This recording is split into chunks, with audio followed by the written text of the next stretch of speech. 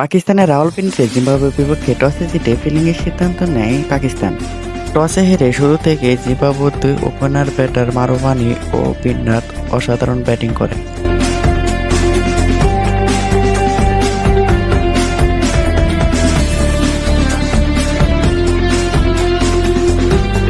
ইনিংয়ে তারা ৭২ রানের পার্টনারশিপ করে। পরবর্তীতে নওয়াজের স্লোয়ার বলে ক্যাচ তুলে দেয় মারওয়ানি।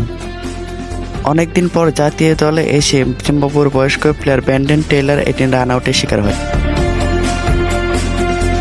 শামিম আইয়ুবের বল বুঝতে না পারে পিন্নাট শামিম আইয়ুবকে ক্যাচ তুলে দেয়। পিন্নাট আউট হওয়ার পর জিম্বাবুয়ের কোনো ব্যাটারই এদিন বড় স্কোর করতে পারেনি। একের পর এক যাওয়া আসার মিছিল করতে থাকে।